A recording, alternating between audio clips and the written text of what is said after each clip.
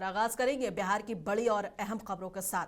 बता दें कि भारत देश आज 77वां गणतंत्र दिवस मना रहा है। पटना के गांधी मैदान में राज्यपाल आरिफ मोहम्मद खान ने झंडा फहराया और परेड की सलामी ली। इस दौरान मुख्यमंत्री नीतीश कुमार, डिप्टी सीएम सम्राट चौधरी, मंत्री विजय चौधरी और अन्य अधिकारी मौजूद रहे।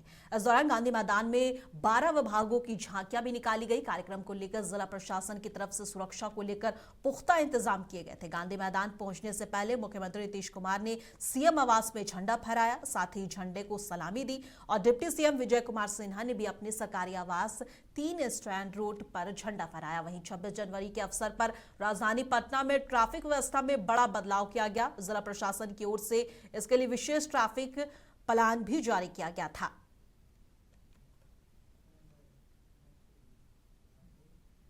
और लालू यादव ने भी 77वें गणतंत्र दिवस के मौके पर अपने आवास पर झंडा फहराया। तो वहीं तेजस्वी यादव ने गणतंत्र दिवस की बधाई देते हुए एनडीए सरकार पर हमला बोला। तेजस्वी यादव ने एक्स पर पोस्ट करते हुए कहा कि एनडीए सरकार की विघटनकारी, सामाजिक, आर्थिक और संविधान विरोधी आलोकतांत्रिक नीतियों के कारण देश के वर्तमान हालात चिंतनीय हो गए हैं। संविधान लागू होने के दशकों बाद संविधान और लोकतंत्र को समृद्ध करने के बजाय मौजूदा एनडीए सरकार इसे कमजोर करने वाले काम कर रही है। तो उन्होंने आगे कहा कि वो फासीवादी ताकतें जिनका देश की आजादी में कहीं कोई योगदान नहीं, वो संविधान की मूल भावना पर प्रहार कर रहे हैं। संविधान के उद्देशिका को बदलने का प्रयास किया जा रहा है। तेजस्वी ने आगे लिखा कि आइए हम सभी मिलकर प्रतिज्ञा लें कि हम सब इस महान देश की एकता और अखंडता को और अपने सकारात्मक प्रयासों और योगदान से अपने पुरखों की संप्रभु समाजवादी और धर्मनिरपेक्ष लोकतांत्रिक भारत को फिर से साकार करें और देश की प्रगति समृद्धि में बढ़ चढ़कर योगदान करते।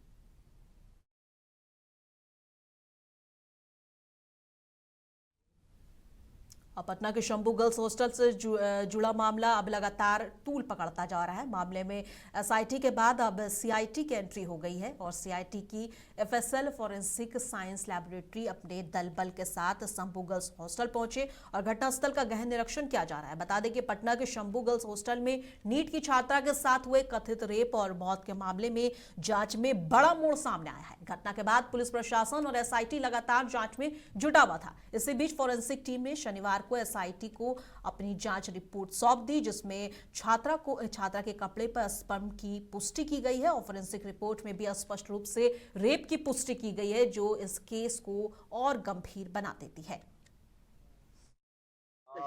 जांच अभी प्रक्रियाधीन है और इस संदर्भ में जो भी स्टेटमेंट है सर ये बताना ये तो बताइए, ये जानने का तो अधिकार है डिपार्टमेंट कौन ये बताए। हाँ, अभी हमारे क्वार्टर के द्वारा ही जांच की जा रही है। ये सीआईडी को जांच सौंपा गया क्या? सर सीआईडी को जांच सौंपा गया है क्या? सर ये जांच का ठीक है, जांच का ये नहीं हो, जांच इस संदर्भ में हम आपको बाद में। और आरजेडी की राष्ट्रीय कार्यकारिणी की बैठक में तेजस्वी यादव को पार्टी का कार्यकारी राष्ट्रीय अध्यक्ष चुने जाने के बाद आरजेडी के अंदर हलचल तेज हो गई है। लेकिन सबसे ज्यादा चर्चा तेजस्वी की ताजपोशी से ज्यादा उनकी बहन रोहिणी आचार्य के तीखे ट्वीट को लेकर हो रही है। जी हां, बता दें, रोहिणी ने एक्स पर पोस्ट कर तेजस्वी यादव पर परोक्ष हमला करते हुए उन्हें घुसपैठियों के हाथ की कठपुतली बता दिया है। उन्होंने इस फैसले को लालू प्रसाद की राजनीतिक विरासत के लिए दुखद मोड़ करार दिया है। रोहिणी ने एक्स पर पोस्ट करते हुए लिखा है कि सियासत के शिखर पुरुष की गौरवशाली पारी का एक तरह से पटाक्षेप ठाकुर सुहाती करने वाले और गिरोह घुसपैठ को उनके हाथों की कठपुतली बने शहजादा को ताजपोशी की मुबारकबाद। बता दें कि तेजस्वी यादव के नेतृत्व में लड़े गए बिहार विधानसभा चुनाव में आरजेडी को करारी हार का सामना करना पड़ा था। इसके बावजूद पार्टी ने उन्हें पूरी कमान सौंप दी है। पार्टी नेताओं का मानना है कि तेजस्वी ही आरजेडी का भविष्य है और आने वाले चुनाव में वही पार्टी का चेहरा रहेगा। हालांकि पार्टी के भीतर और लालू परिवार में इस फैसले को लेकर असंतोष की आवाजें भी अब खुलकर सामने आने लगी हैं। तेजस्वी यादव को आरजेडी का कार्यकारी अध्यक्ष नियुक्त किए जाने और पर उनके बड़े भाई और जनशक्ति जनता दल के प्रमुख तेज प्रताप यादव की प्रतिक्रिया सामने आ गई है। तेज प्रताप यादव ने कहा है कि जिम्मेदारी मिली है तो तेजस्वी यादव अपनी जिम्मेदारी का निभाएं। और वहीं बहन रोहिणी आचार्य के शहजादा के ताजपोशी वाले तंज को तेज प्रताप यादव ने 100% सही ट्वीट बताया। वहीं राहुल गांधी पर भी हमला बोला है। तेजस्वी यादव को राजद का राष्ट्रीय कार्यकारी अध्यक्ष बनाया गया, क्या कहेंगे? तो इसमें कहना क्या है, जिम्मेवारी जिसको अपना जो मिला है वो अपना पालन करें लोग, और क्या बोल सकते हैं हम। दीदी रोहिणी आचार्य ने ट्वीट किया है और उन्होंने लिखा है कि घुसपैठियों के कब्जे में जो पार्टी है उस पार्टी के कठपुतली बने शहजादे को ताजपोशी मुबारक हो। सीधे सीधे तेजस्वी को हाँ, तो बिल्कुल सही लिखा है उन्होंने। मैं उनके बयान का मैं सपोर्ट करता हूँ, और जो उन्होंने कहा है बिल्कुल सही कहा है। मंगनीलाल मंडल ने दीपक प्रकाश जो कि उपेंद्र कुशवाहा के बेटे हैं उनको कहा है कि दूधमुहे बच्चे को मंत्री बना दिया गया है। अब देखिए, दूधमुहा बच्चा है, काम अच्छा करता है तो अच्छा है मंत्री। अब दूधमुहा बच्चा अगर काम अच्छा नहीं करता है तो खराब है। तो वो दीपक प्रकाश जी काम अच्छा कर रहे हैं, अब वो कौन होते हैं तय करने वाले। राहुल गांधी को लेकर के कांग्रेस के पूर्व केंद्रीय मंत्री शकील अहमद ने कहा है कि ये डरपोक इंसान है और तो उन्होंने जो कहा है बिल्कुल 100% सही बात बोला है। ये डरपोक हैं राहुल गांधी जी खुद फटफटिया चलाते हैं। ये क्या करेंगे देश दुनिया का भला। इनको घर में बैठ जाना चाहिए, अपना रहें घर में बैठ।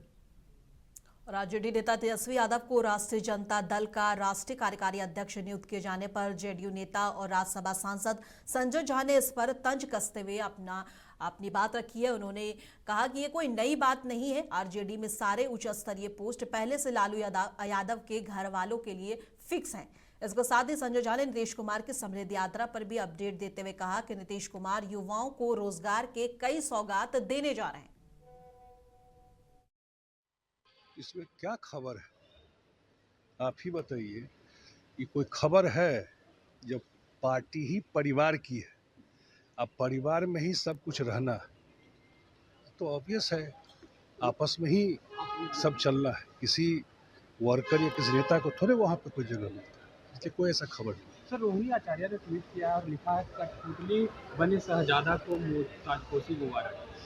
अब ये मुझे नहीं पता उन्होंने क्या ट्वीट किया है, लेकिन मैंने बताया कि ये पार्टी और इलेक्शन दर इलेक्शन आप लोगों ने देखा है, पिछला इलेक्शन भी देखा है, जहां इस पार्टी परिवार के अंदर ही ऊपर का सारा पोस्ट फिक्स है। आप गौर करके देखिएगा तो इसमें कोई ऐसी बात नहीं है। आत्ममंथन करना चाहिए इस पार्टी को जरूर, और बिहार की जनता बहुत समझदार है। हम लोग की पार्टी नीतीश कुमार की पार्टी में जो भी पार्टी के नेता है सबको कहीं न कहीं अवसर मुख्यमंत्री जी देते हैं। मुझे भी जवाबदेही दिया हुआ है, और जितना बड़ा पिछला चुनाव का रिजल्ट हुआ है और जिस तरह से मुख्यमंत्री जी इस ठंड में भी घूम रहे हैं समृद्धि यात्रा, और जो उन्होंने प्रॉमिस किया है लोगों को अगले 5 साल में काम करके पूरा करें, वो उसमें लग गए हैं, उस काम में लग गए कि जो उन्होंने मैनिफेस्टो के द्वारा या उस समय कहा था 1 करोड़ लोगों को नौकरी देंगे।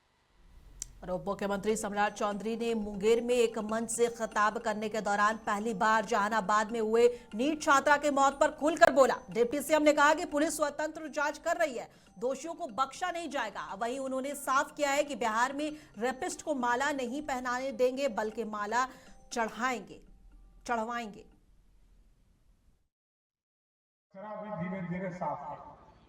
देखिए, अपराधी किसी का ना जात होता है ना धर्म होता है। किसी भी जाति धर्म के लोग अपराधी है तो वो समाज के कचरा है, और कचरा को साफ ही नहीं करता। उसका रास्ता जो पुलिस तय करे, यह काम पुलिस का है। इसलिए मैं कभी हस्तक्षेप नहीं करता पुलिस के काम में। मेरा स्पष्ट मानना है पुलिस इसके लिए स्वतंत्र है। मैं सब काम अभी देखा होगा, जहानाबाद की बेटी के ऊपर अत्याचार हुआ, एक एक चीजों को मैंने जांच का आदेश दिया और कहा पुलिस एकदम स्वतंत्र है, एक एक कार्रवाई करो। और एकदम आश्वस्त करता हूं, जो दोषी है उसको हम माला पहनाने नहीं कहेंगे, माला चढ़ाने के लिए ही कहेंगे। उसको माला चढ़ा कर ही आओ, पुलिस की इसकी आवश्यकता ही नहीं है। कोई यदि छोटी सी बच्ची के साथ इस तरह का घिनौना अपराध करता हो, उसको बख्शा नहीं जा सकता।